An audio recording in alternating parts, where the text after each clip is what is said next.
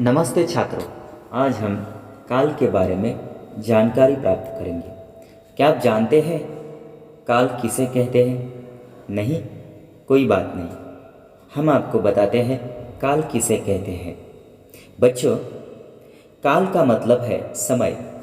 हम जो भी काम करते हैं वे सभी काम किसी न किसी समय के अंदर होते हैं। जैसे कुछ काम बीते हुए समय में हो चुके होते हैं, कुछ वर्तमान समय में होते हैं और कुछ आने वाले समय में होंगे। अब आप नीचे लिखे वाक्यों को पढ़िए। महात्मा गांधी ने दांडी यात्रा की थी। शंकर और नंदू पतंग उड़ाते हैं। शेखर और अनुराग ताजमहल देखने जाएंगे। बच्चों, इन वाक्यों में से पहला वाक्य महात्मा गांधी ने दांडी यात्रा की थी। क्रिया की थी से पता चलता है कि महात्मा गांधी के द्वारा दांडी यात्रा करने की क्रिया पहले यानी बीते हुए समय में की गई थी। कहने का मतलब है क्रिया बीते हुए समय में हो चुकी है, अतः यह भूतकाल है। दूसरा वाक्य है शंकर और नंदू पतंग उड़ाते हैं। क्रिया उड़ाते से पता चलता है पतंग उड़ाने का काम वर्तमान काल में, अर्थात वे अभी चल रहे मौजूदा समय में पतंग उड़ा रहे हैं, अतः यह वर्तमान काल है। इसके बाद तीसरा वाक्य है शेखर और अनुराग ताजमहल देखने जाएंगे। क्रिया जाएंगे से इस बात का पता चलता है कि शेखर और अनुराग के द्वारा ताजमहल को आने वाले समय में देखने जाने की क्रिया की जाएगी, अतः यह भविष्यत काल है।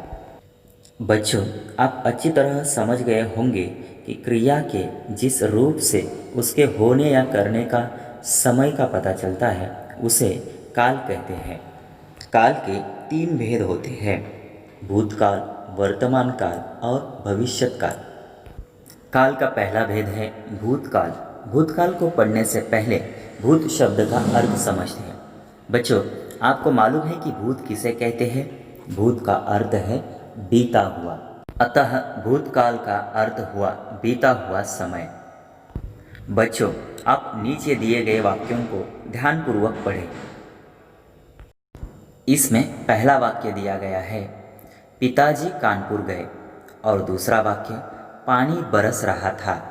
तीसरा वाक्य पंडित जवाहरलाल नेहरू हमारे देश के प्रथम प्रधानमंत्री थे। इन वाक्यों में पहले वाक्य की क्रिया गए से पता चलता है कि पिताजी कानपुर जा चुके हैं, जा नहीं रहे। दूसरा वाक्य है पानी बरस रहा था।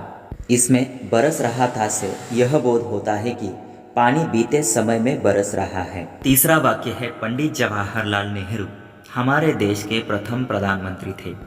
क्रिया थे से इस बात का ज्ञान होता है कि पंडित जवाहरलाल नेहरू भारत के पहले प्रधानमंत्री थे, है नहीं? बच्चों, इन सभी वाक्यों की क्रियाओं से ये पता चलता है कि सारे काम बीते हुए समय में हो चुके हैं। क्रिया के इस रूप को भूतकाल कहते हैं। इन वाक्यों को पढ़ने से और समझने के बाद आप ये ज्ञान गए होंगे कि क्रिया के जिस रूप से यह पता चले कि काम बीते हुए समय में हो चुका है उसे भूतकाल कहते हैं। काल का दूसरा भेद है वर्तमान काल। बच्चों, भूतकाल को अच्छी तरह से समझने के बाद आइए वर्तमान काल को जानते हैं। सबसे पहले निम्नलिखित वाक्यों को पढ़ते हैं। पहला वाक्य है महिमा फल खाती है। दूसरा पक्षी आकाश में उड़ रहे हैं। तीसरा घर में पूजा हो रही होगी। बच्चों, इन वाक्यों में से पहले वाक्य की क्रिया खाती है से पता चलता है कि महिमा द्वारा फल खाने की क्रिया वर्तमान में की जा रही है।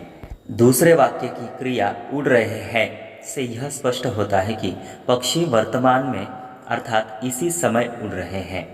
इसी प्रकार जिस वाक्य की क्रिया हो रही होगी से यह पता चलता है कि पूजा होने की क्रिया भी वर्तमान में ही हो रही होगी। इसे वर्तमान काल कहते हैं।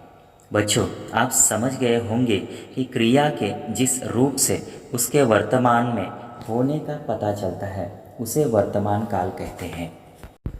काल का तीसरा भेद है भविष्यत काल। बच्चों, अब आपने वर्तमान काल भी अच्छी तरह समझ लिया है, अतः अब हम भविष्य काल के बारे में जानेंगे। बच्चों, निम्नलिखित वाक्यों को पढ़िए। दादी जी हरिद्वार जाएगी, श्याम सुंदर जी भाषण देंगे। इन वाक्यों की क्रिया जाएंगी तथा देंगे क्रमशः इस बात से पता चलता है कि हरिद्वार जाने की तथा भाषण देने की क्रिया आने वाले समय में होगी। इसे ही भविष्य काल कहते हैं। अतः क्रिया के जिस रूप से उसके आने वाले समय में होने का पता चलता है उसे भविष्य काल कहते हैं।